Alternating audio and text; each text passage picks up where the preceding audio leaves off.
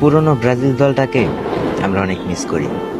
যখন দলে ছিল Neymar, Coutinho, Thiago Silva, Casemiro, Richarlison, Antony, Oscar, যারা বয়সের ভারে হারিয়ে গিয়েছে। তারা যখন ছিল, ব্রাজিল কখনো ম্যাচ হারার কথা ভাবতো না, বরং চিন্তা করত কত গোল দিয়ে জিতবে। নেইমারের জাদুকরী ড্রিবল, কুতিনহোর দূরপাল্লার গোল, থিয়াগো সিলভার রক্ষণের দেওয়াল, সবকিছু ছিল এক কথায় অপ্রতিরোধ্য। ক্যাসিমিরোর মাঝমাঠ নিয়ন্ত্রণ, রিচার্লিসন শিকারীর মতো গোল, অ্যান্টনির গতির ঝড়, সব মিলিয়ে ব্রাজিল ছিল এক স্বপ্নের দল।